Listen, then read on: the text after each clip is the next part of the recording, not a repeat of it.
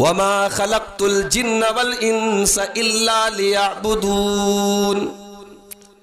اے میرے بندو، میں نے جنات کو اور انسانوں کو اپنی عبادت کے لیے پیدا کیا ہے۔ میں نے تمہیں اس لیے پیدا کیا ہے کہ تمہاری پیشانی اگر جھکے تو اللہ واحد وحدہ لا شریک کی بارگاہ میں جھکے۔ تم لو لگاؤ تو اس سے لگاؤ، تم ہاتھ پھیلاؤ تو اس کے آگے پھیلاؤ، تم دعائیں کرو تو اس سے آگے کرو، تم گڑ گڑاؤ تو اس کے آگے گڑ گڑاؤ، تم محبت کرو تو اس سے کرو، تمہارے دل میں خوف ہو تو اس کا ہو، تم جیو تو اس کے لیے جیو، تم مرو تو اس کے لیے مرو۔ الذی خلق الموت والحیات لیبلوکم ایکم احسن عملا۔ اللہ نے موت کو پیدا کیا، اللہ نے زندگی کو پیدا کیا تاکہ وہ تمہارا امتحان لینا چاہتا ہے کہ تم میں کون اچھا عمل کرتا ہے۔ لا تزول قدم ابن آدم من عند ربہ یوم القیامہ۔ قیامت کے دن انسان اپنی جگہ سے ٹس سے مس نہیں ہو سکتا، حتی یسالان خمسن، جب تک 5 سوالوں کا جواب نہ دے دے۔ 5 سوالوں کا جواب دیے بغیر کوئی اپنی جگہ سے قیامت کے دن ٹس سے مس نہیں ہوگا، ہل نہیں سکتا۔ الصلاۃ خیر من النوم۔ نماز نیند سے بہتر ہے۔ یہ کس کو سنا رہا ہے؟ یہ لوگ یہ سوئے نہیں ہیں، یہ تو مردہ لوگ ہیں۔ مردوں کو کون سنا سکتا ہے؟ یہ سوئے ہوتے تو الصلاۃ خیر من النوم کو سن کر کے اڑ جاتے۔ یہ سوئے ہوئے لوگ نہیں، یہ تو مردہ لوگ ہیں۔ اے مؤذن، اے اذان دینے والے، یہ فجر کی اذان کی آواز سن کر کے جو نہیں اٹھ رہا ہے، اس کے کان میں تو شیطان پیشاب کر چکا ہے، اس کا کان تو شیطان کا شوچالے بن چکا ہے، اس کا کان تو شیطان کا موترالے بن چکا ہے۔ جو شیطان کی گندگی اس کے جسم کے اوپر شیطان گندگی کر رہا ہے، وہ کیا فجر کی نماز میں اٹھے گا؟ وہ فجر کی نماز سے بھی محروم ہے۔ والذین تدعون من دونہ ما یملکون من قطمیر۔ تم اللہ کو چھوڑ کر کے جن کو پکارتے ہو، وہ کھجور کی گٹھلی کے اوپر جو معمولی سا چھلکا ہوتا ہے، جو جھلی ہوتی ہے، اس جھلی کے بھی مالک نہیں ہے۔ ان تدعوہم لا یسمعوا دعاکم، تم ان کو پکارو گے وہ تمہاری پکار کو سن نہیں سکتے۔ ولو سمعوا ما استجابوا لکم، اور اگر سن بھی لے تو جواب نہیں دے سکتے۔ السلام علیکم ورحمۃ اللہ وبرکاتہ۔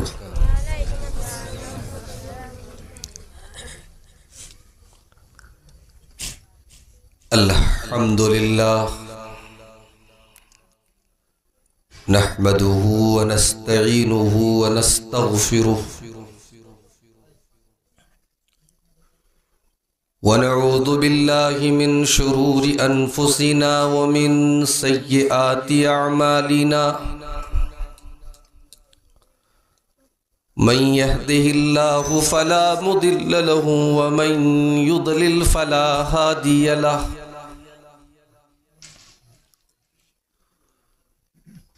واشهد ان لا اله الا الله وحده لا شريك له، واشهد ان محمدا عبده ورسوله۔ یا ایہا الذین آمنوا اتقوا اللہ حق تقاته ولا تموتن الا وانتم مسلمون۔ یا ایہا الناس اتقوا ربکم الذی خلقکم من نفس واحدہ وخلق منها زوجها وبث منهما رجالا كثيرا ونساء، واتقوا الله الذي تساءلون به والأرحام إن الله كان عليكم رقيبا۔ يا أيها الذين آمنوا اتقوا الله وقولوا قولا سديدا يصلح لكم أعمالكم ويغفر لكم ذنوبكم، ومن يطع الله ورسوله فقد فاز فوزا عظيما۔ أما بعد فإن خير الحديث كتاب الله، وخير الهدي هدي محمد صلى الله عليه وسلم وشر الأمور محدثاتها وكل محدثة بدعة وكل بدعة ضلالة وكل ضلالة في النار. أعوذ بالله من الشيطان الرجيم. بسم الله الرحمن الرحيم. كنتم خير أمة أخرجت للناس تأمرون بالمعروف وتنهون عن المنكر وتؤمنون بالله.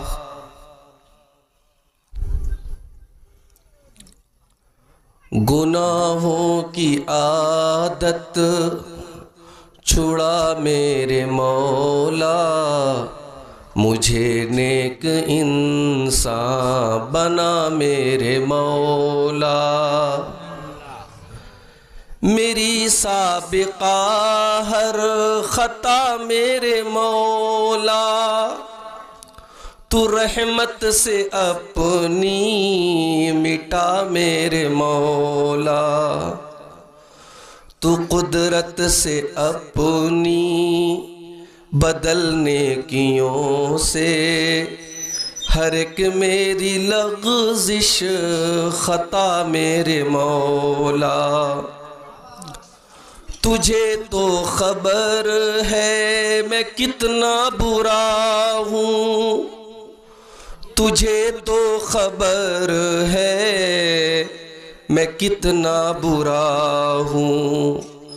تو عیبوں کو میرے چھپا میرے مولا، تو عیبوں کو میرے چھپا میرے مولا. تجھے واسطہ اپنی رحمت کا یا رب، تجھے واسطہ اپنی رحمت کا یا رب.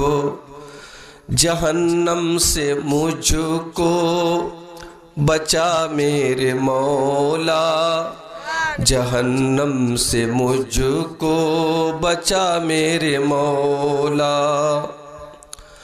جو رحمت تیری شامل حال ہو تو، جو رحمت تیری شامل حال ہو تو، ٹھکانہ ہے جنت میرا میرے مولا، ٹھکانہ ہے جنت میرا میرے مولا. تو مسجود میرا میں ساجد ہوں تیرا، تو مسجود میرا میں ساجد ہوں تیرا. تو مالک میں بندہ تیرا میرے مولا، گناہوں کی عادت چھڑا میرے مولا.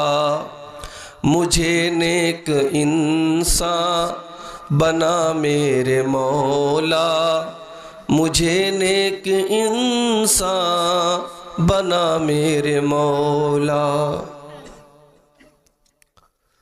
محترم علماء کرام، بزرگوں اور دوستوں، نوجوان ساتھیوں، پردہ نشین ماؤں اور بہنوں، پیارے بچوں، اس گاؤں میں یہ پہلا موقع ہے جب آپ کے سامنے مجھے خطاب کرنے کے لیے حاضر ہونے کا موقع ملا ہے. گاؤں کے جو ذمہ دار حضرات ہیں کافی دنوں سے رابطے میں تھے اور کوشش تھی کہ ایک مختصر سا پروگرام رکھا جائے اور قرآن و سنت کی روشنی میں اپنی اصلاح کی کچھ باتیں ہوں، اور اسی مقصد کو پورا کرتے ہوئے آج کا یہ پروگرام منعقد ہوا۔ اور مجھ سے پہلے آپ نے دو علماء کرام کے بڑے مدلل اور بڑے بہترین خطاب سماعت کیے۔ اللہ تعالیٰ ان دونوں علماء کرام کی باتوں پر ہم سب کو عمل کرنے کی توفیق عطا فرمائے۔ میرے بھائیوں، مجھے یہ کہا گیا کہ آپ سماج اور معاشرے کی اصلاح کے موضوع پر خطاب کیجیے۔ سماج اور معاشرہ کس چیز کا نام ہے؟ سماج کس سے بنتا ہے؟ سماج ہم سے اور آپ سے بنتا ہے۔ جب ہم بولتے ہیں نا سماج خراب ہو گیا، معاشرہ بگڑ گیا، سوسائٹی برباد ہو گئی، تو حقیقت میں ہم یہ کہنا چاہتے ہیں کہ ہم خراب ہو گئے، اس لیے کہ سماج اور سوسائٹی کو بنانے والے ہم ہیں، بگاڑنے والے ہم ہیں۔ اور جب ہم یہ بات کرتے ہیں کہ صاحب سماج کی اصلاح پر خطاب کیجئے، تو ہم سماج کی اصلاح پر بات نہیں کرتے، ہم اپنی اصلاح پر بات کرتے ہیں۔ اور سماج کی جب ہم بات کرتے ہیں، تار کہیں پھنس رہے کہیں پھنس رہے،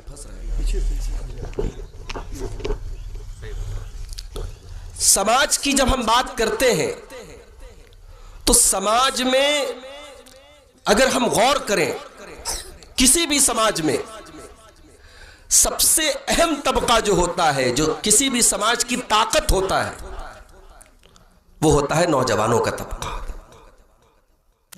سماج میں کوئی بھی بڑا کام نوجوانوں کے بغیر نہیں ہو سکتا۔ بھئی بزرگوں کا اپنا رول ہے، بزرگوں کی رائے، بزرگوں کے مشورے، بزرگوں کے تجربے کی اپنی اہمیت ہے، مگر جو مین پاور ہے، جو کام کرنے کی چھمتا ہے، جو جوش ہے، جو جذبہ ہے، وہ تو ظاہر ہے کہ نوجوانوں میں ہوتا ہے۔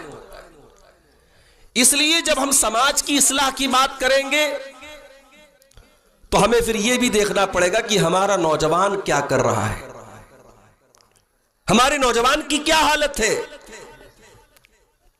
اور جب ہم اپنے نوجوانوں کا جائزہ لیتے ہیں تو معاف کیجئے گا، ہمیں بڑا افسوس ہوتا ہے۔ ہمارا نوجوان آج بہت دور ہو چکا ہے اپنی شریعت سے، اپنے دین سے، اپنے مذہب سے۔ اس کی زندگی کا کوئی مقصد ہی نہیں ہے۔ اسے لگتا ہے کہ صاحب یہ زندگی ہے، 4 دن کی موج مستی کرنا ہے، کھانا ہے، پینا ہے، انجوائے کرنا ہے۔ اگر زندگی کا مقصد صرف کھانا ہے، پینا ہے، انجوائے کرنا ہے، تو پھر ہمارے اور جانوروں کے بیچ میں کیا فرق ہے میرے بھائی؟ ایک جانور بھی کھاتا ہے، ایک جانور بھی پیتا ہے، ایک جانور بھی اپنی شہوت کو پوری کرتا ہے۔ اللہ نے ہمیں جانور نہیں بنایا، اللہ نے ہمیں انسان بنایا، اور یہ انسان یہ بڑی عظیم مخلوق ہے اللہ تعالیٰ کی۔ اللہ نے فرمایا لَقَدْ خَلَقْنَا الْإِنسَانَ فِي أَحْسَنِ تَقْوِيمٍ ثُمَّ رَدَدْنَاهُ أَسْفَلَ سَافِلِينَ۔ ہم نے انسان کو بڑے خوبصورت سانچے میں ڈھال کر کے پیدا کیا ہے، سب سے خوبصورت ہم نے انسان کو بنایا ہے، لیکن انسان اپنے کرتوتوں کی وجہ سے، اپنے گناہوں کی وجہ سے، اپنی حرکتوں کی وجہ سے ثم رددناہ اسفل سافلین، جانوروں سے بھی گر جاتا ہے اور جانوروں سے بھی گھٹیا کام کرتا ہے۔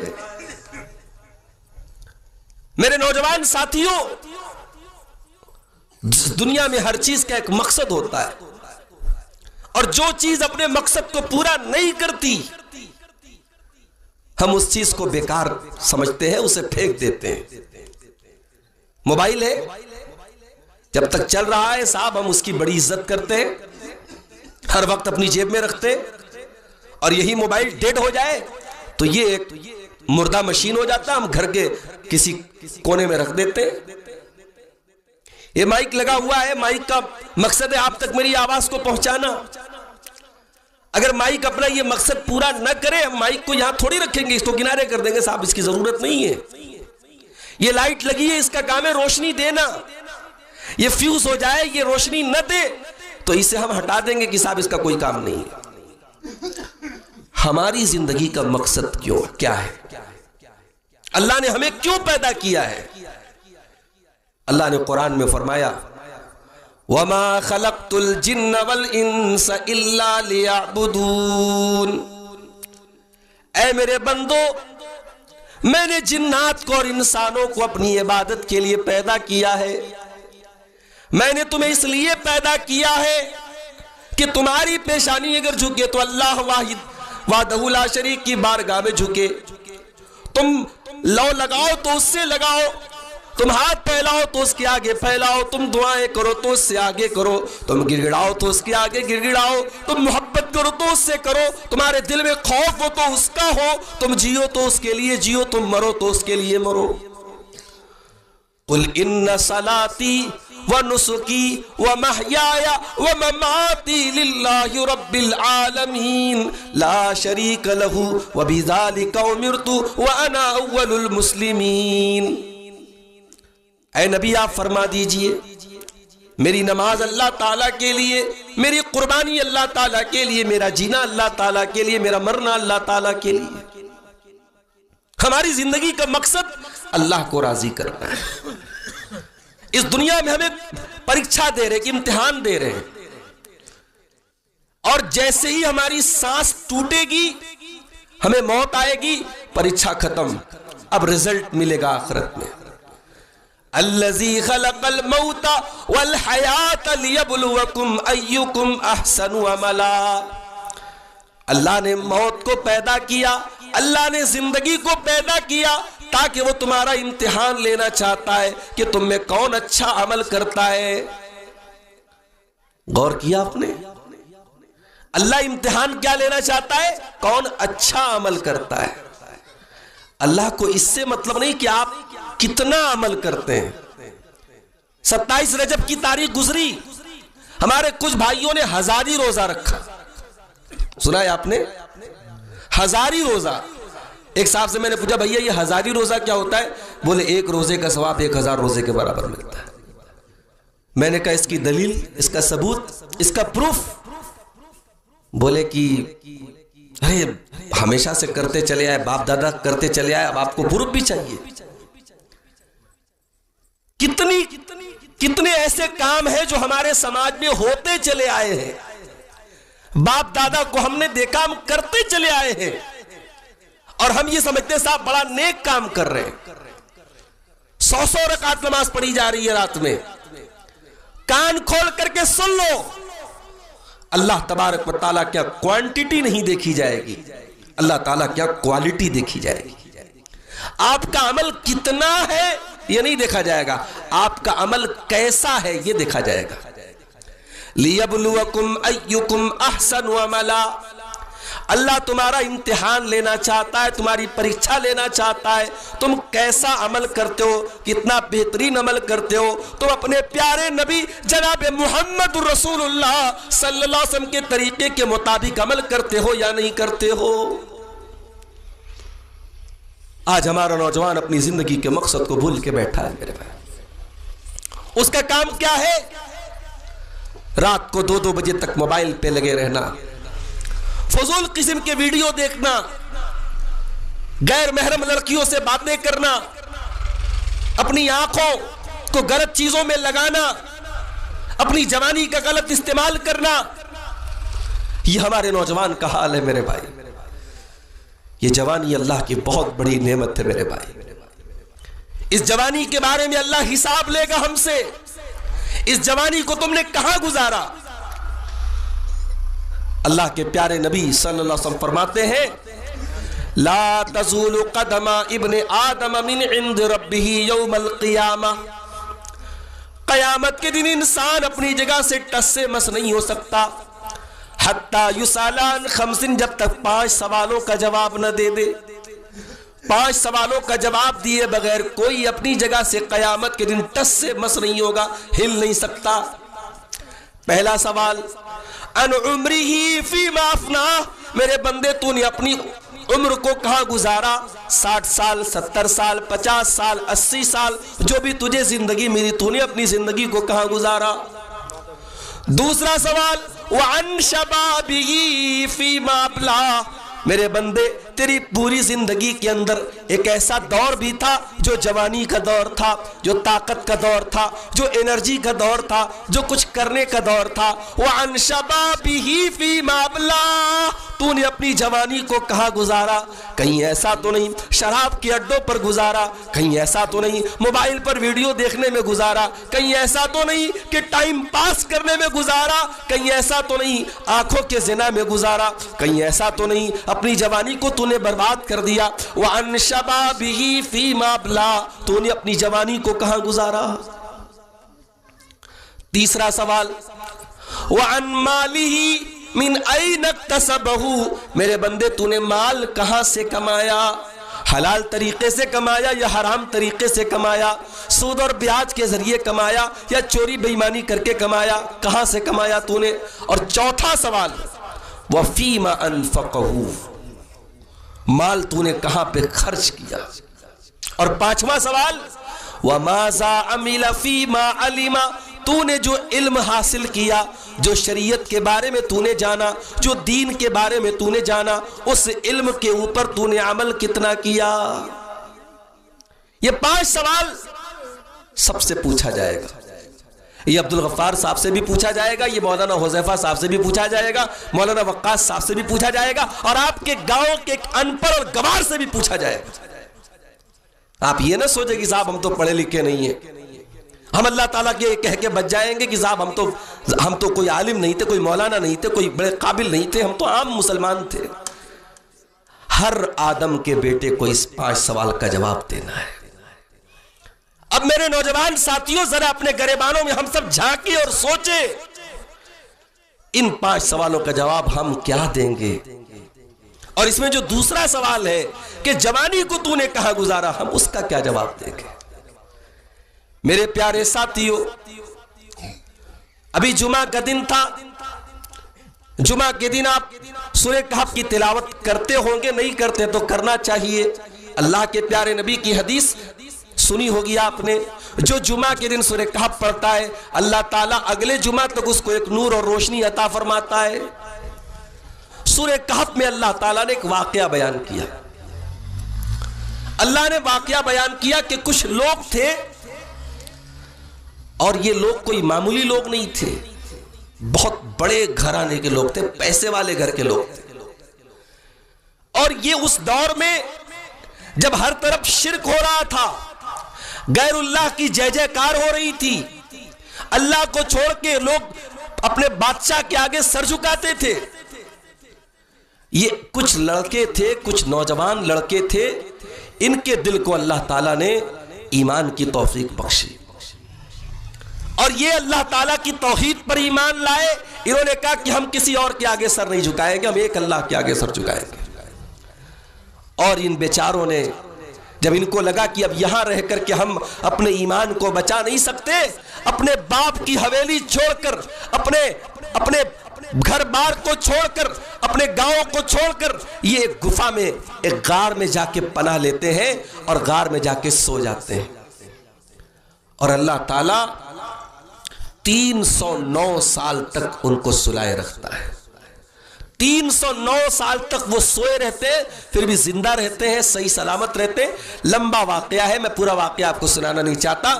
اس میں جو نوٹ کرنے والی بات یہ ہے، اللہ نے جب قرآن میں اس واقعے کو بیان کیا تو اللہ نے کیا کہا؟ انہم فتیۃ آمنوا بربہم وزدناہم ہدی. اے میرے بندو، اپنی قوم سے لوہا لینے والے، اپنی قوم کے آگے کھڑے ہو کر کے توحید کی آواز لگانے والے یہ چند نوجوان تھے. یہ نوجوان تھے جنہوں نے اپنی جوانی کو اللہ کے دین کے لیے قربان کر دیا. اور میرے نوجوان ساتھیوں، ذرا ہم اپنے گریبانوں میں جھانک کے دیکھیں اور سوچیں آج ہم اللہ کے دین کے لیے کیا کر رہے ہیں. ہم لوگ کہتے ہیں نا صاحب اللہ کی مدد کیوں نہیں آ رہی ہے. ہماری مسجدوں پر آج خطرے ہیں، ہماری مسجدوں پر آج دشمنوں کی غلط نگاہیں ہیں. ہم اللہ کے ماننے والے، ہمارے ساتھ اللہ تعالیٰ ہماری مدد کیوں نہیں کرتا؟ کبھی اس سوال کا جواب اپنے قرآن میں جا کے تلاش کیا؟ اللہ ہماری مدد کیوں نہیں کرتا؟ یا ایھا الذین آمنوا ان تنصروا اللہ ینصرکم ویثبت اقدامکم. اے ایمان والو، جب تم اللہ کے دین کی مدد کرتے رہو گے، جب تم اللہ کے دین کے لیے محنت کرتے رہو گے، اللہ تمہاری مدد کرتا رہے گا. اللہ تمہیں مضبوطی عطا کرے گا، تمہارے قدم کو جما دے گا. کبھی غور کرو میرے نوجوان ساتھیوں، 24 گھنٹے میں کتنے منٹ اور کتنے گھنٹے ہم اللہ کے دین کے لیے محنت کرتے ہیں. کتنا ٹائم ہم قرآن کو پڑھنے میں گزارتے ہیں، کتنا ٹائم ہم علماء سے علم حاصل کرنے میں گزارتے ہیں، کتنا ٹائم ہم نماز پڑھنے میں گزارتے ہیں.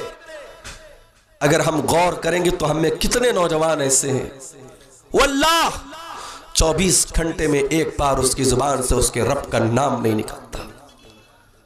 ارے ایک کتا بھی جس کا مالک اس کو پالتا ہے، اپنے مالک کے پیچھے دم ہلا کے ٹہلتا ہے. ایک گھوڑا جس کا مالک اسے تھوڑا سا چنا اور تھوڑا سا جو کھلا دیتا ہے، وہ گھوڑا اپنے مالک کے لیے جان دینے کو تیار ہو جاتا ہے. ہم کتنے نمک حرام ہیں میرے بھائیو، ہم کتنے ناشکرے ہیں اس پروردگار کے، ہم کتنے بڑے ناشکرے ہیں. ہمارے دل کی ایک ایک دھڑکن کا مالک وہ، ہماری ایک ایک سانس کا مالک وہ، ہمیں آکسیجن دینے والا وہ، ہمیں صاف ستھرا پانی پلانے والا وہ، اس زمین کو ہمارے لیے رہنے کے قابل بنانے والا وہ، ہمارے جسم کو اتنا خوبصورت بنانے والا وہ، ہمارے بال بچوں کو صحت و تندرستی دینے والا وہ. دنیا کی فَبِأَيِّ آلَاءِ رَبِّكُمَا تُكَذِّبَانِ، اپنے رب کی کون کون سی نعمتوں کو تم جھٹلاؤ گے. اس مالک کا نام بھی ہم نہیں لیتے. صاحب ہم بڑے کاروباری لوگ ہیں، بڑے بزنس مین لوگ ہیں، دکان پر بیٹھے ہیں، اذان ہو رہی ہے، حی علی الصلاۃ حی علی الفلاح. یہ مؤذن کہہ رہا ہے کہ آ جاؤ نماز کی طرف، آ جاؤ کامیابی کی طرف. ہم دکان پر بیٹھے، ہمیں کامیابی نہیں چاہیے، ہمیں تو اپنے دکان میں پروفٹ کمانا ہے، ہمیں تو اپنی دکان پہ پیسے کمانا ہے. میرے پیارے بھائیوں، یہ پیسے کل قیامت کے دن ہمارے لیے بربادی کا سبب بن جائیں گے. اگر ہم نے نماز چھوڑ چھوڑ کے پیسے کمائے ہیں، ہم نے نمازوں کو برباد کر کر کے دکانوں کو چلایا ہے. اللہ قرآن میں کہتا ہے رجال لا تلہیہم تجارت ولا بیع عن ذکر اللہ. میرے حقیقی بندے وہ ہیں، میرے سچے بندے وہ ہیں، میرے مومن بندے وہ ہیں، ان کا کاروبار ان کو کبھی نماز سے غافل نہیں کرتا ہے. یخافون یوما تتقلب فیہ القلوب والابصار. میرے مومن بندے تو قیامت کے دن کے بارے میں سوچ سوچ کے ڈرتے ہیں. ایسا کون سا کام ہے میرے بھائی جو نماز سے بڑا ہے؟ ایسی کون سی دکان ہے جو نماز سے بڑا ہے؟ اور اگر آپ کو یہ لگتا ہے نماز کے ٹائم آپ دکان بند کر دیں گے، نماز کے ٹائم آپ کام نہیں کریں گے تو آپ کو روزی کم ملے گی، تو کان کھول کر کے سن لیجئے. اللہ قرآن میں اس کا بھی جواب دیتا ہے وَأَمُرْ أَهْلَكَ بِالصَّلَاةِ وَاسْتَبِرْ عَلَيْهَا. اے میرے بندے، اپنے گھر والوں کو بھی نمازی بنا اور خود بھی نماز کی پابندی کر. لا نسألک رزقا نحن نرزقک. اور اے میرے بندے کان کھول کر کے سن لے، ہم تو خود تجھے روزی دیتے، ہم تجھ سے روزی کا سوال نہیں کرتے.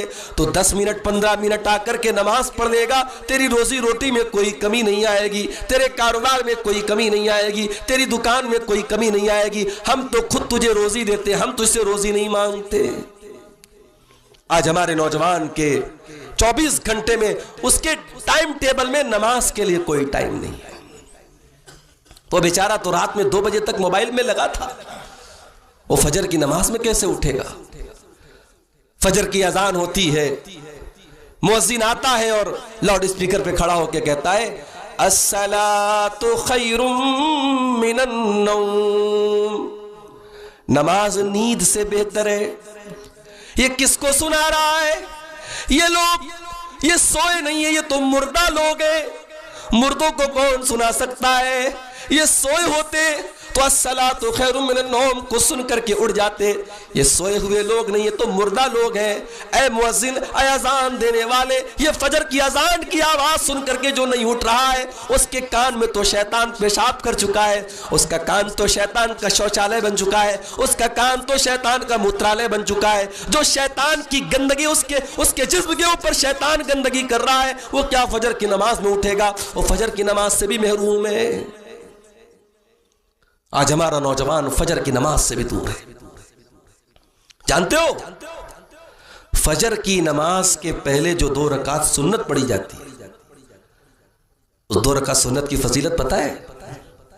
اللہ کے پیارے نبی فرماتے رکعت الفجر خیر من الدنیا وما فیہا، فجر کی نماز کی جو 2 رکعت سنت ہے، فرض کا ثواب چھوڑ دو، فرض کا تو بہت بڑا ثواب ہے، جو اس کے پہلے 2 رکعت سنت پڑھی جاتی ہے، اللہ کے پیارے نبی فرماتے ہیں کہ دنیا کی تمام نعمتوں سے بڑھ کر کے، تمام چیزوں سے بڑھ کر کے وہ 2 رکعت سنت ہے۔ جو فجر کی 2 رکعت سنت پڑھ لیتا ہے، اس کو دنیا کی تمام دولت سے بڑی دولت مل گئی میرے پیارے بھائیوں۔ اور جو فجر کی نماز جماعت کے ساتھ پڑھتا ہے، اللہ کے پیارے نبی فرماتے ہیں فَهُوَ فِي ذِمَّةِ اللَّهِ، وہ اللہ تعالیٰ کی ذمہ داری میں آ جاتا ہے، وہ اللہ تعالیٰ کی حفاظت میں آ جاتا ہے، وہ اللہ تعالیٰ کی سرکشا کے کوچ میں، اللہ تعالیٰ کے پروٹیکشن میں آ جاتا ہے۔ آج ہمارے نوجوان کی ڈکشنری میں نماز کے لیے کوئی ٹائم نہیں۔ ہاں، نعرہ لگانے کے لیے تم آگے ہے صاحب، سرکار کی آمد مرحبا، نبی کی محبت کے نام پہ نعرے لگوا لو، اس سے نبی کی محبت کے نام پر بڑی بڑی باتیں کروا لو اس سے۔ ارے جس نبی کی محبت کا تو نام لیتا ہے، کبھی جا کے پڑھ اس نبی کی زندگی میں نماز کی کتنی اہمیت تھی۔ حضرت حذیفہ فرماتے ہیں اذا حزبہ امر صلی، جب اللہ کے پیارے نبی کے اوپر کوئی پریشانی آتی تھی، کوئی مشکل آتی تھی، اللہ کے پیارے نبی نماز کے لیے کھڑے ہو جایا کرتے تھے۔ کبھی یہ نماز کا ٹائم ہو جاتا اور حضرت بلال کو اذان دینے میں تھوڑی تاخیر ہو جاتی، اللہ کے پیارے نبی حضرت بلال سے کہتے تھے یا بلال ارحنا بالصلاۃ، اے بلال جلدی سے نماز، جلدی سے اذان دے دے، جلدی سے نماز کھڑی ہو جائے اور جلدی سے محمد رسول اللہ کے دل کو سکون پہنچا دے۔ نماز کے ذریعے میرے دل کو سکون ملا کرتا تھا میرے بھائیوں۔ یہ نماز تو وہ عبادت ہے۔ اللہ کے پیارے نبی جب اس دنیا سے تشریف لے جانے لگے، آپ کے انتقال کا ٹائم آیا، آپ کی وفات کا ٹائم آیا، آپ کی بیوی اماں عائشہ فرماتی ہیں، ہم سب کی پیاری ماں اماں عائشہ فرماتی ہیں کہ اللہ کے پیارے نبی اپنے آخری ٹائم میں جب آپ کے منہ سے اچھے طریقے سے الفاظ بھی نہیں نکل رہے تھے، صاف طریقے سے الفاظ بھی نہیں نکل رہے تھے، آپ نے کیا فرمایا؟ آپ نے فرمایا الصلاۃ الصلاۃ وما ملکت ایمانکم، اے لوگوں نماز کی پابندی کرنا، اے لوگوں نماز کا خیال کرنا، اور اے لوگوں اپنے غلاموں کا، اپنے لونڈیوں کے حقوق کا خیال رکھنا، ان کے ساتھ نا انصافی مت کرنا۔ آج نوجوان بگڑ چکا ہے میرے بھائی، آج ہمارے نوجوانوں کو پتہ ہی نہیں اللہ کون ہے، وہ اللہ کے بارے میں کچھ نہیں جانتا، اللہ کی ذات کے بارے میں، اللہ کی صفات کے بارے میں کچھ نہیں جانتا۔ اسی لیے آپ دیکھیں جو جدھر حقاتا ہے وہ ادھر حاکنے لگتا ہے۔ کتنے نوجوانوں کے ہاتھ میں دیکھتا ہوں کڑا پہنے ہوئے ہیں، دھاگا پہنے ہوئے، کلاوا پہنے ہوئے، پوچھو بھائی یہ کیا ہے؟ کہتے ہیں مولوی صاحب فیشن ہے۔ یہ فیشن نہیں ہے، یہ کڑا، یہ کلاوا، یہ دھاگا، یہ فیشن نہیں ہے، یہ کسی قوم کا کلچر ہے، یہ کسی قوم کی تہذیب ہے۔ اور اگر آپ وہ دھاگا یہ سوچ کر کے پہنتے ہیں کہ یہ دھاگا پہننے سے آپ کو تکلیف نہیں ہوگی، آپ کو پریشانی نہیں آئے گی، آپ کو بیماری نہیں آئے گی، تو آپ کا ایمان اتنا کمزور ہو گیا کہ آپ اللہ کے کو چھوڑ کر کے آپ نے دھاگے کے اوپر بھروسہ کر لیا کہ دھاگا بدا ہے تو ہمیں مصیبت نہیں آئے گی، دھاگا اتر جائے گا تو مصیبت آ جائے گی۔ نہیں میرے بھائی، آج ہمارا نوجوان اللہ کو پہچانتا ہی نہیں، اس کی توحید کو پہچانتا ہی نہیں۔ ارے اللہ کا مقام کیا ہے؟ اللہ کا مقام کیا ہے؟ اللہ قرآن میں کہتا ہے وسیع کرسیہ السماوات والارض ولا یؤودہ حفظہما. ارے اللہ کی شان تو یہ اس کی کرسی زمین و آسمان کو گھیرے ہوئے ہے اور سارے زمین و آسمان کو اللہ چلا رہا ہے. وہ کبھی تھکتا نہیں ہے. لا تاخذہ سنۃ ولا نوم. اس کو نہ کبھی نیند آتی ہے نہ کبھی اونگ آتی ہے. وہ نہ تھکتا ہے نہ آرام کرتا ہے نہ اس کو کبھی کوئی پریشانی آتی ہے. قل هو اللہ احد اللہ الصمد لم یلد ولم یولد ولم یکن له کفوا احد. وہ اللہ کی شان تو ایسی ہے, وہ اللہ اکیلا ہے, وہ یکتا ہے, وہ صمد ہے, وہ ساری کائنات کی ضرورتوں کو پورا کر رہا ہے اور اس کو کسی کی ضرورت نہیں ہے. ساری دنیا مل کر کے اس کی نافرمانی کرے, اس کی بڑائی میں کوئی فرق آنے والا نہیں ہے اور سب اس کے فرما بردار بن جائے, اس کی بڑائی میں کوئی اضافہ ہونے والا نہیں ہے. اللہ الصمد, وہ بے نیاز ہے, اس کو ہماری نمازوں کی ضرورت نہیں ہے, اس کو ہمارے روزوں کی ضرورت نہیں ہے, وہ ہماری عبادت کا محتاج نہیں ہے. اللہ الصمد, وہ تو صمد ہے, وہ بے نیاز ہے. لم یلد ولم یولد, وہ کسی کا بیٹا نہیں ہے, اس کا کوئی بیٹا نہیں ہے. ابھی آپ لوگوں نے سنا ہوگا ایک نیوز آئی تھی, لکھنؤ سے 350 مسلمانوں کا قافلہ ایودھیا جاتا ہے اور وہاں جا کر کے ایک عبادت خانے میں, ہمارے غیر مسلم بھائیوں کے ایک عبادت خانے میں جا کر کے ان کے جو معبود ہیں ان کے آگے جا کے جو ہے وہ ان کا درشن کرتا ہے, ان کی زیارت کرتا ہے. 350 مسلمانوں کا قافلہ, اور میڈیا میں ان کی بڑی تعریف ہوتی ہے کہ صاحب یہ مسلمان ہے. مسلمان کو پتہ ہی نہیں کہ توحید کس چیز کا نام ہے, مسلمان کو معلوم ہی نہیں توحید کس چڑیا کا نام ہے اور شرک کس چڑیا کا نام ہے. مسلمان ایک اللہ کے آگے سر جھکاتا ہے. ہم کسی کا عزت اور احترام کے لائق جتنی شخصیات ہیں ان کا احترام کرتے ہیں, عبادت ہم اللہ کے علاوہ کسی اور کی نہیں کر سکتے. اور جو اللہ کے علاوہ کسی اور کی عبادت کرتا ہے وہ شرک کرتا ہے, اور اللہ کیا شرک کی معافی نہیں ہے میرے بھائی. ان اللہ لا یغفر ان یشرک بہ, اللہ شرک کو کبھی معاف نہیں کرے گا. شرک کر رہا ہے آج کا مسلمان.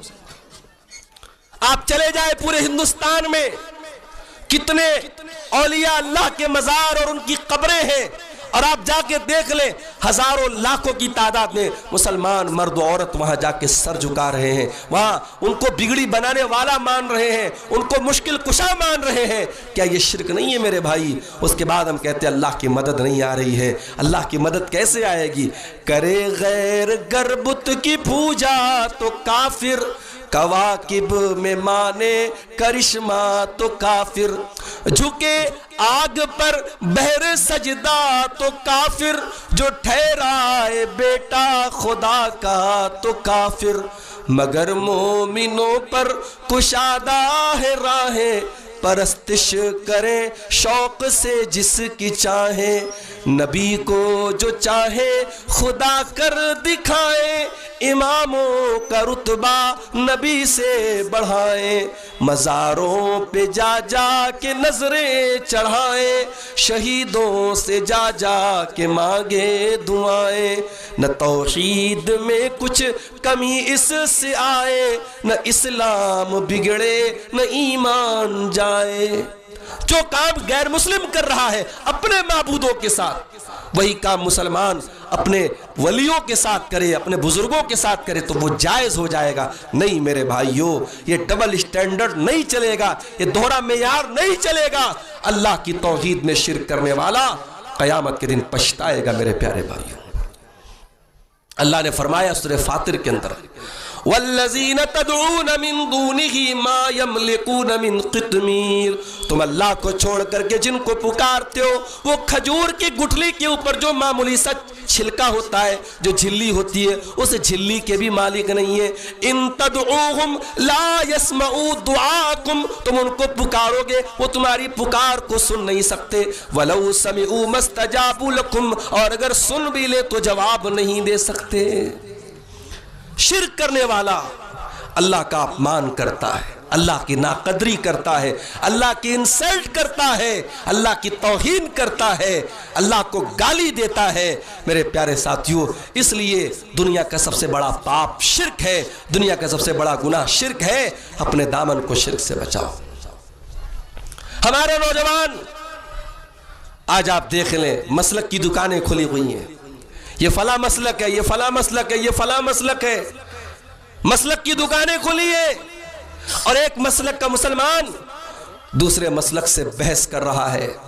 صرف بحث نہیں کر رہا ہے، ابھی تو ویڈیو آیا، ایک مسلک کے مسلمان کو دوسرے مسلک کے مسلمانوں نے پکڑا، کہا کہ چل نعرہ لگا ہمارا والا، چل ہمارے بزرگوں کی تعریف کر، فلاں فلاں کو کافر بول۔ جس طریقے سے موب لنچنگ کے واقعات ہوئے اور بعض غیر مسلموں نے مسلمانوں کو پکڑ کے نعرے لگوائے، آج مسلمان دوسرے مسلک کے مسلمان کو پکڑ کے نعرہ لگوا رہا ہے۔ یہ حالت ہے ہماری۔ یہ اختلاف کیوں ہے؟ کیونکہ ہم نے اس راستے کو چھوڑا ہے میرے بھائی، ہم نے اس ہائی وے کو چھوڑا ہے جس ہائی وے پر جناب محمد رسول اللہ صلی اللہ علیہ وسلم نے ہم کو چھوڑا تھا۔ نبی کا جو راستہ ہے اس میں کوئی اختلاف نہیں ہے، نبی نے جو ہائی وے ہم کو دیا ہے، جو شاہراہ ہم کو دیا ہے، وہ بالکل کلیئر ہے، 24 گھنٹے اس پر روشنی ہے۔ نبی کے بتائے ہوئے راستے پر کبھی اندھیرا نہیں ہوتا۔ اللہ کے پیارے نبی فرماتے ہیں انی قد ترکتکم علی البیضاء، میں تم کو بالکل واضح راستے پر چھوڑ کے جا رہا ہوں، لیلھا کنہارھا، وہاں رات بھی دن کی طرح روشن ہے۔ نبی کے راستے سے ہٹیں گے ہم بھٹک جائیں گے میرے بھائی۔ سب کا احترام کرو، سارے ائمہ کا احترام، سارے صحابہ کا احترام، سارے بزرگوں کا احترام، مگر دین کے اندر اگر کوئی ایسی ذات ہے جس کی بات کو ٹھکرایا نہیں جا سکتا، اگر ایسی کوئی ذات ہے جس کی ہر بات کو لیا جائے گا، جس کی ہر فرمان کو لیا جائے گا، جس کے حکم کو ٹھکرایا نہیں جا سکتا، اگر ایسی کوئی ذات ہے تو وہ ذات ہے جناب محمد رسول اللہ صلی اللہ علیہ وسلم کی۔ اور یہی سبق دیا ہے تمام صحابہ کرام نے، یہی سبق دیا ہے تمام ائمہ کرام نے۔ کیا امام ابو حنیفہ نے نہیں کہا؟ کیا امام ابو حنیفہ نے نہیں کہا اذا صح الحدیث فہو مذہبی، کہ جب صحیح حدیث مل جائے تو بحث نہ کرو، مان لو کہ ابو حنیفہ کا مذہب وہی ہے جو صحیح حدیث کے اندر موجود ہے۔ کیا امام مالک نے نہیں کہا تھا؟ اللہ کے پیارے نبی کی قبر مبارک کی طرف اشارہ کر کے کہا تھا کل یؤخذ من قولہ ویرد الا صاحب ھذا القبر، ہر ایک کی بات کو لیا جا سکتا ہے، ہر ایک کی بات کو ٹھکرایا جا سکتا ہے، مگر اس قبر والے کی بات کو ٹھکرایا نہیں جا سکتا۔ امام شافعی رحمت اللہ علیہ مسئلہ بیان کر رہے تھے، دین کا کوئی مسئلہ بیان کر رہے تھے، جب آپ نے مسئلہ بیان کر دیا، نبی کی حدیث پڑھ کے سنا دی، تو سامنے والے نے کہا کہ امام صاحب حدیث تو آپ نے پڑھ کے سنا دی، اب ہم جاننا چاہتے ہیں کہ آپ کا اوپینین کیا ہے، آپ کی رائے کیا ہے، آپ کیا سوچتے ہیں اس بارے میں۔ امام شافعی غصے سے لال ہو گئے، کہا کہ کیا میں تجھے کوئی مشرک نظر آتا ہوں؟ کیا میں تجھے کوئی کافر نظر آتا ہوں؟ کیا تو میرے گلے میں جنیو دیکھ رہا ہے؟ میں تجھے کوئی غیر مسلم نظر آ رہا ہوں؟ ارے زمین پھٹ پڑے، آسمان شق ہو جائے جس دن نبی کی حدیث کے آنے کے بعد محمد بن ادریس شافعی اپنی رائے پیش کرے اور اپنی بات پیش کرے۔ میرے بھائیوں، ہمارے ائمہ نے یہی دعوت دی تھی، اور اللہ کی قسم اسی دعوت کے ہم قائل ہیں، اور اس دعوت سے ایک انچ بھی ہم آگے اور پیچھے ہٹنے کی بات نہیں کرتے ہیں۔ واللہ جو ائمہ کی توہین کرے، جو ائمہ کو برا بھلا کہے، جو صحابہ کرام کے بارے میں غلط زبان استعمال کرے، ہمارا اس سے کوئی تعلق نہیں، کوئی ناطہ نہیں۔ ہم تمام صحابہ کرام اور تمام ائمہ دین کا جو احترام ہے وہ کرتے ہیں، مگر معصوم اگر کسی کو مانتے ہیں تو جناب محمد رسول اللہ صلی اللہ علیہ وسلم کو مانتے ہیں۔ اختلاف دور ہو جائے گا میرے بھائی۔ آ جاؤ، یہ دین کی سپریم کورٹ ہے، یہ محمد رسول اللہ کی عدالت ہے، یہ دین کی سپریم کورٹ ہے۔ اس کورٹ اور اس عدالت کے فیصلے کو تسلیم کر لو، سارے جھگڑے مٹ جائیں گے۔ میرا رب قرآن میں کہتا ہے فَلَا وَرَبِّكَ لَا يُؤْمِنُونَ حَتَّى حتی یحکموک فیما شجر بینہم ثم لا یجدوا فی انفسہم حرجا مما قضیت ویسلموا تسلیما۔ اے میرے حبیب، آپ کے رب کی قسم، یہ لوگ مومن نہیں ہو سکتے، یہ لوگ ایمان والے نہیں ہو سکتے جب تک اپنے تمام اختلافات میں اے نبی آپ کا فیصلہ آ جانے کے بعد اس کو تسلیم نہ کر لیں، اس میں کوئی اگر مگر نہ کریں، اس میں کوئی چوچرا نہ کریں، آپ کا فیصلہ آ جانے کے بعد دل و جان سے تسلیم کر لیں۔ کیا اختلاف صحابہ کے دور میں نہیں ہوا؟ بہت سارے مسائل میں اختلاف ہوا، مگر صحابہ تعصب کے قائل نہیں تھے، صحابہ اپنی بات پر ڈٹے نہیں رہتے تھے، بل جب دلیل ان کے سامنے آتی تھی فوراً تسلیم کر لیتے تھے۔ حضرت علی کو دیکھو، حضرت علی کے دور میں کچھ لوگوں نے کہا کہ حضرت علی رب ہے ہمارے، ان کو اللہ اور رب کا درجہ دے دیا۔ حضرت علی نے حکم دیا کہ یہ سب مرتد ہو گئے، دین سے خارج ہو گئے، حضرت علی نے ان کو جلانے کا حکم دے دیا، کہا کہ یہ کافر ہو گئے، مرتد ہو گئے، کہا کہ ان کو جلا دیا جائے۔ جب یہ خبر عبداللہ ابن عباس رضی اللہ تعالیٰ عنہما تک پہنچی، عبداللہ ابن عباس نے کہا کہ اے علی، آپ کا یہ فیصلہ تو صحیح تھا کہ وہ مرتد ہو گئے، ان کو قتل کروا دیا جائے، یہ فیصلہ تو آپ کا صحیح تھا، مگر جلانے کا حق آپ کو نہیں تھا، اس لیے کہ اللہ کے پیارے نبی نے فرمایا لا يعذب بالنار الا رب النار، آگ کا عذاب صرف آگ کا رب دے سکتا ہے، دنیا میں کسی کو جلانے کی اجازت نہیں ہے۔ سزائے موت بھی دی جائے گی تو جلا کے نہیں دی جائے گی، اسلام کے اندر یہ جائز نہیں ہے، آپ کا یہ فیصلہ صحیح نہیں تھا۔ حضرت علی نے اپنی غلطی کو تسلیم کیا، کہا کہ بات آپ نے صحیح کہی، مجھے جلانے کا حکم نہیں دینا چاہیے تھا۔ میرے بھائیوں، دین اطاعت رب اور اطاعت رسول کا نام ہے، اطیعوا اللہ و اطیعوا الرسول، دین اس کا نام ہے۔ ہمارے نوجوان ساتھیوں، آؤ اس منہج پر آ جاؤ اور اس طریقے پر آ جاؤ، سارے مسئلے ختم ہو جائیں گے۔ آج ہمارے کتنے نوجوان ہیں دنیا کی محبت میں ڈوبے ہوئے ہیں، ہائے دنیا ہائے دنیا، ان کی زندگی میں آخرت کے بارے میں کوئی سوچ نہیں ہے۔ میرے نوجوانوں، یہ دنیا کی زندگی کتنے دن کام آنے والی ہے، یہ جوانی کتنے دن رہنے والی ہے، یہ دنیا تو بے وفا ہے۔ وَمَا الْحَيَاةُ الدُّنْيَا إِلَّا مَتَاعُ الْغُرُورِ، یہ دنیا تو دھوکے کا سامان ہے، اس دنیا نے کسی کے ساتھ وفا نہیں کی۔ اگر تم یہ سمجھتے ہو اپنی دولت کے بل پہ اس دنیا میں ہمیشہ رہو گے، بڑی دولت تھی قارون کے پاس، ساری دولت کے ساتھ زمین میں دھسا دیا گیا۔ کوئی حکومت کرنے والا اگر یہ سمجھتا ہے اس کی حکومت ہمیشہ اس کے کام آئے گی، بہت بڑی حکومت تھی فرعون کی، ساری حکومتوں کے باوجود دریا میں ڈوب کر کے مر گیا۔ بڑی طاقتور قوم تھی قوم عاد، جب انہوں نے اللہ کی نافرمانی کی تو سڑے ہوئے کھجور کے تنے کی طرح ان کے سر اور دھڑ الگ ہو گئے اور اللہ کا ایسا عذاب آیا، سپہ ہستی سے وہ مٹ گئے۔ میرے پیارے ساتھیوں، دنیا سے آگے بھی ایک زندگی ہے، آخرت کی زندگی۔ دنیا کی زندگی 60 سال کی ہے، 70 سال کی ہے، 50 سال کی ہے، آخرت کی زندگی ابدی ہے، ہمیشہ کی ہے۔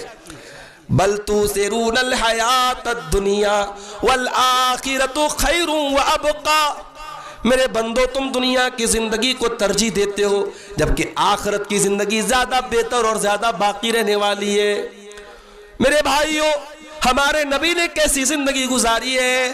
عبداللہ ابن عمر کہتے ہیں اللہ کے پیارے نبی نے میرے کندھے کو پکڑا اور کہا کن فی الدنیا کأنک غریب او عابر سبیل، اے عبداللہ تم دنیا میں اس طریقے سے زندگی گزارو جیسے کوئی پردیسی زندگی گزارتا ہے، جیسے کوئی مسافر زندگی گزارتا ہے۔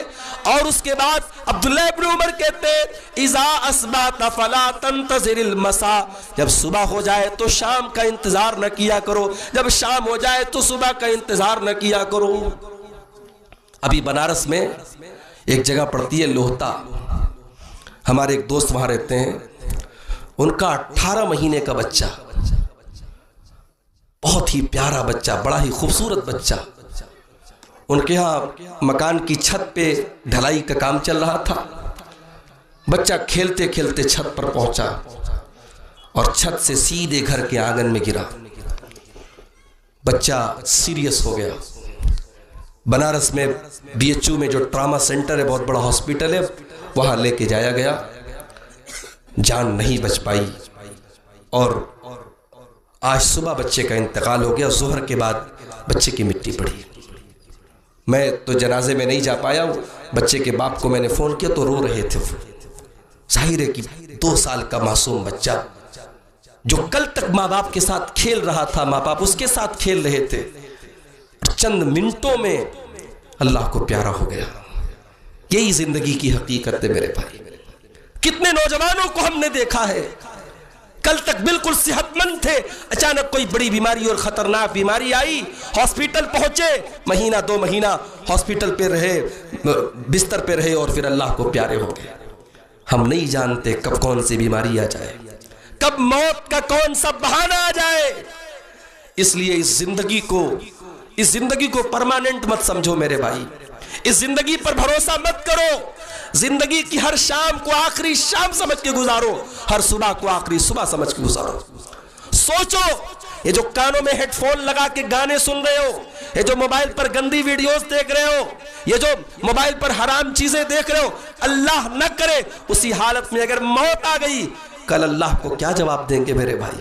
اللہ کے پیارے نبی فرماتے ہیں یحشر العبد علی ما مات علی، بندہ جب مرتا ہے، جس حال میں مرتا ہے اسی حال میں قیامت کے دن اٹھایا جائے گا۔ جو موبائل دیکھتے ہوئے مرا ہوگا، جو گندے ویڈیوز دیکھتے ہوئے مرا ہوگا، جو شراب کے نشے میں مرا ہوگا، جو زناکاری اور بدکاری کرتے ہوئے مرا ہوگا، جس حال میں بندہ مرا ہوگا کل اسی حال میں اٹھایا جائے گا۔ میرے پیارے ساتھیوں، دنیا کو سب کچھ مت سمجھو، موت کے بعد کی بھی ایک زندگی ہے، ایک قبر کے اندر کی بھی زندگی ہے۔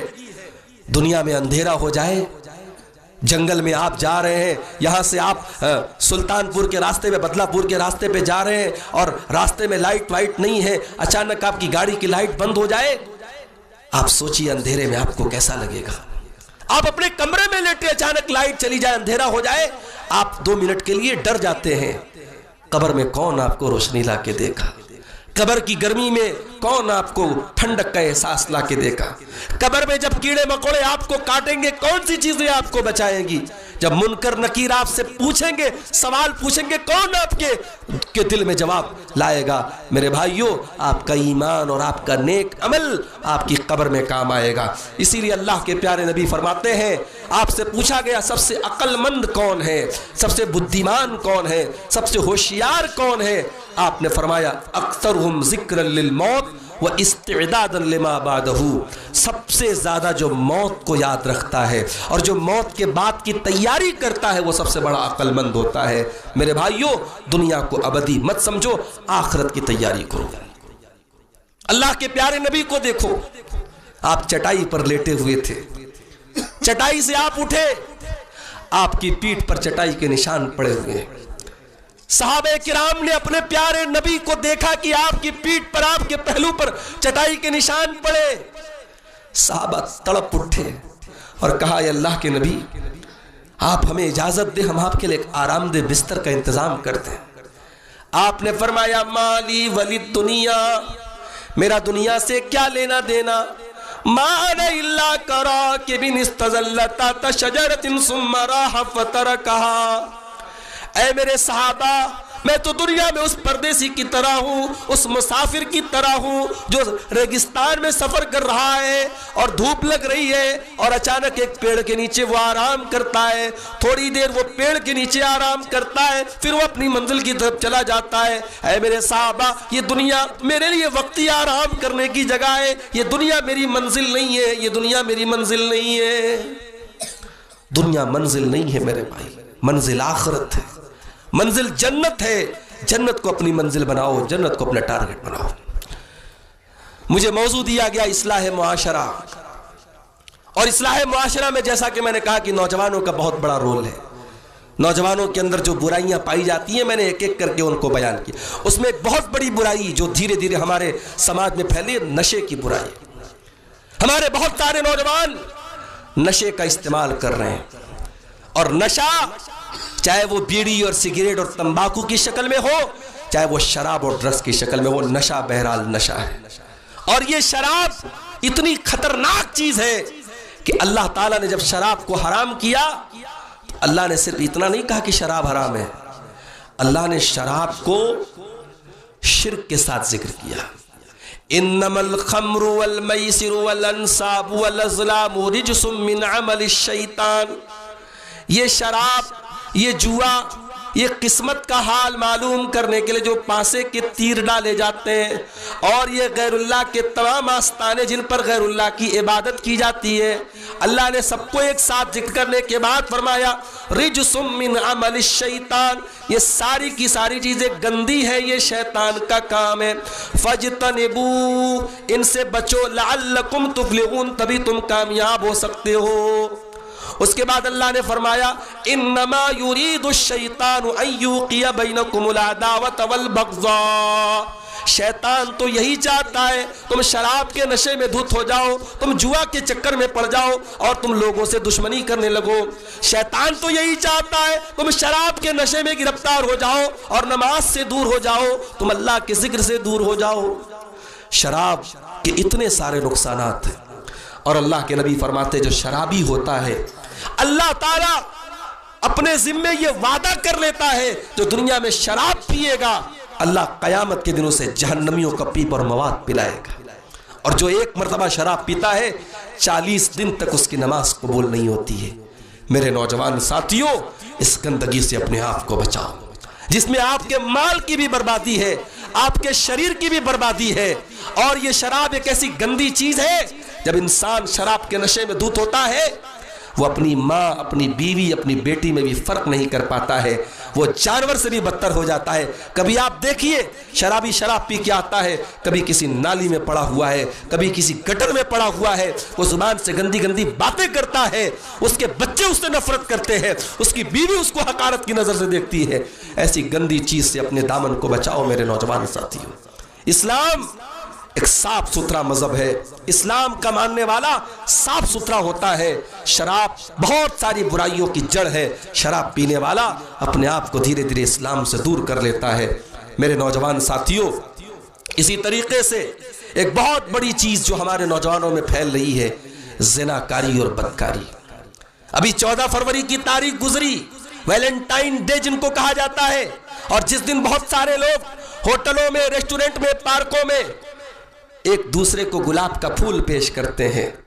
मैंने कहीं बड़ा अच्छा जुमला पढ़ा, मैंने कहा मोहब्बत एक दिन गुलाब का फूल देने से साबित नहीं होती है। कोई किसी को एक दिन गुलाब का फूल दे दे, ये मोहब्बत नहीं है।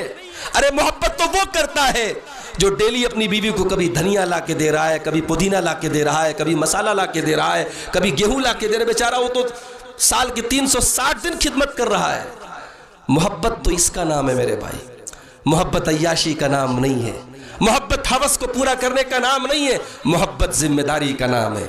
और इसीलिए अपने नौजवानों से कहना चाहता हूं, हलाल तरीके से, जायज तरीके से, शरई तरीके से निकाह करो और अपनी बीवी से मोहब्बत करो, इन हराम मोहब्बतों के चक्कर से निकलो। अपनी बहनों से कहना चाहता हूं, खबरदार सोशल मीडिया के झांसे में ना आना। फेसबुक और इंस्टाग्राम और व्हाट्सएप पर कोई मोहब्बत का इकरार करे, उसके झांसे में ना आना। ये मोहब्बत का इकरार करने वाले तुम्हारी इज्जत के साथ खेलना चाहते हैं, तुम्हारी आबरू के साथ खेलना चाहते हैं। ऐ मुसलमान औरत, तो दुनिया की बड़ी पाक चीज है, बड़ी बुलंद चीज है, तेरा किरदार बड़ा ऊंचा है। अपने किरदार को गंदा ना होने देना, अपने किरदार की हिफाजत करना। तेरी मोहब्बत का हकदार वो है जो निकाह करके हजारों की भीड़ में कहता है हाँ मैंने कबूल किया। जो तुझे अपने निकाह में कबूल करता है, तेरी जिम्मेदारी को अपने सर पे कबूल करता है, वो तेरी मोहब्बत का हकदार है। ये फेसबुक और व्हाट्सएप के ये मोहब्बत का इकरार करने वालों के चक्कर में कभी मत पड़ना। मेरी माँ और बहनों, आपसे भी कहना चाहता हूं, अपनी जिम्मेदारी को पहचानो। औरत का हर रूप इस्लाम ने बड़ी उसको इज्जत दी है। औरत जब बीवी बन के आती है, इस्लाम कहता है लितस्कुनु इलैहा, औरत घर में सुकून लाती है, शौहर के दिल के सुकून का जरिया बनती है। औरत जब बीवी बन के आती है, कुरान कहता है हुन्ना लिबासुल लकुम व अंतुम लिबासुल लहुन्ना, शौहर बीवी के लिए लिबास हो जाता है, बीवी शौहर के लिए लिबास हो जाती है। लिबास क्यों कहा? लिबास हमें सजाता है, संवारता है, लिबास हमारी इज्जत पर पर्दा डालता है, लिबास हमें मौसम के नुकसान से बचाता है। शौहर और बीवी एक दूसरे के लिबास है। بیوی اپنے شوہر کو زمانے کے فتنوں سے بچاتی ہے. جب اس بے حیائی کے دور میں شوہر مارکیٹ میں جاتا ہے, شوہر بازار میں جاتا ہے اور بے حیائی کے مناظر دیکھتا ہے, اور جب وہ گھر آتا ہے اور محبت کرنے والی بیوی اس کو ملتی ہے, تو یہ سارے فتنے اس کے لیے ہوا ہو جاتے ہیں اور ان سارے فتنوں سے اپنے دامن کو بچا لیتا ہے. میری ماں اور بہنوں, ایک عورت جب بیوی بنتی ہے اپنے شوہر کی عزت کی حفاظت کا ذریعہ بنتی ہے, اور وہی عورت جب ماں بنتی ہے, اللہ اس کا مقام کا کیا کہنا, ایک ماں کے مقام کا کیا کہنا. فَإِنَّ الْجَنَّةَ تَحْتَ قَدَمِهَا, اولاد کی جنت ہے اس ماں کے قدموں کے نیچے. ماں کی خدمت کیے بغیر, ماں کو خوش کیے بغیر کوئی جنت میں نہیں جا سکتا. مگر ماں بھی کیسی ماں ہو جو ماں خود پردہ نہ کرے, جس ماں کے سر پہ دوپٹہ نہ رہتا ہو, جس ماں کے گریبان پہ دوپٹہ نہ رہتا ہو, جس ماں کو تمیز نہ ہو کہ میں نے کپڑے کیسے پہنے ہیں, میرے شریر کو کون کون دیکھ رہا ہے, میرے چہرے کو کون کون دیکھ رہا ہے. جو ماں خود بے حیا ہوگی اس کے کوکھ سے پیدا ہونے والی بچیاں بھی بے حیا ہوں گی.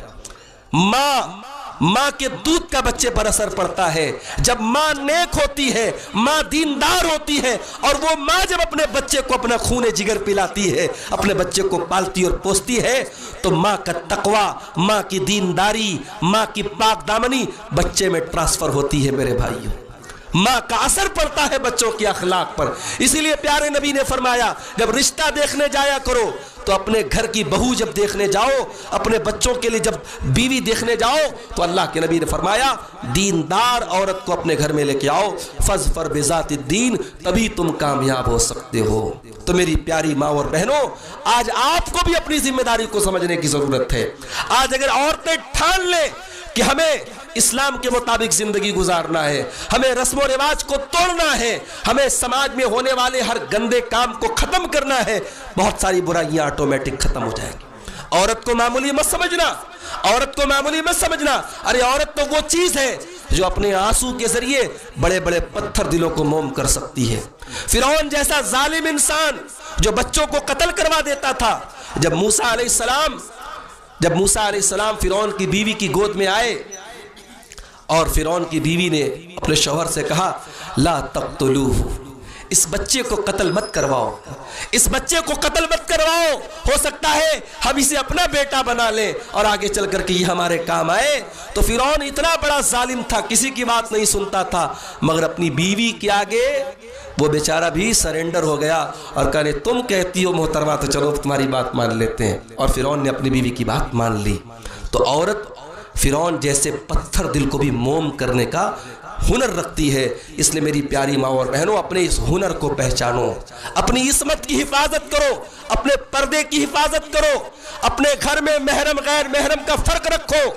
دیور سے بھابھی ایک لمٹ بنا کے رکھے, ایک لمٹ بنا کے رکھے. ہمارے یہاں بعض گھروں میں دیور بھابھی میں ہنسی مذاق ہو رہا ہے, بے تکلفی ہو رہی ہے, ہنسی مذاق میں دیور بھابھی کو چھو بھی لیتا ہے. حرام ہے یہ تمام چیزیں. اپنی لمٹ کو پہچانو.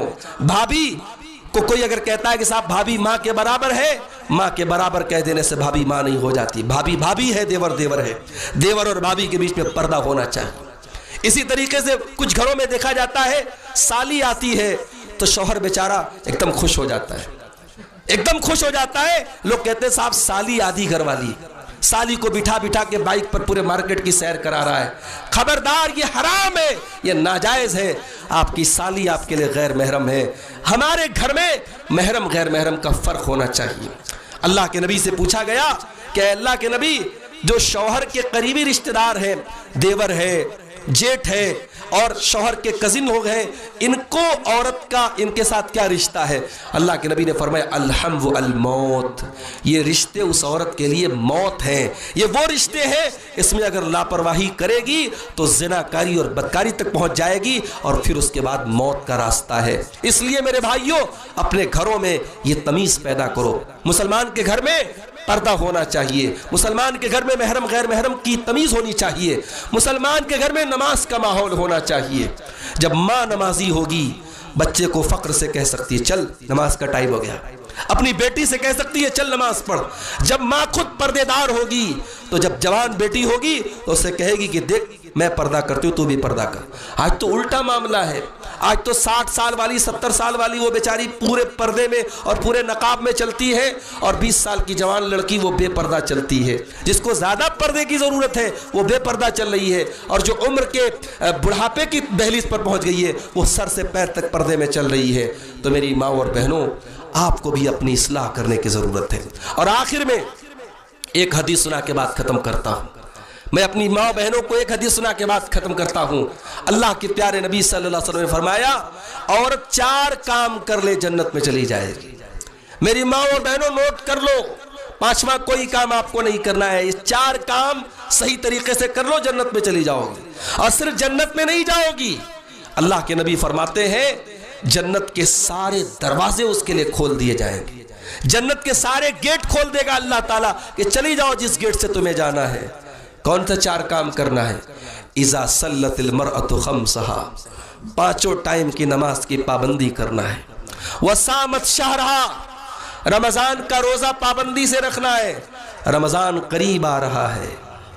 ہمارے ہاں جب کوئی بڑا مہمان آنے والا ہوتا ہے نا تو ہم ہفتوں سے تیاری کرتے ہیں اس کی. رمضان برکتوں کا مہینہ آ رہا ہے میرے بھائی.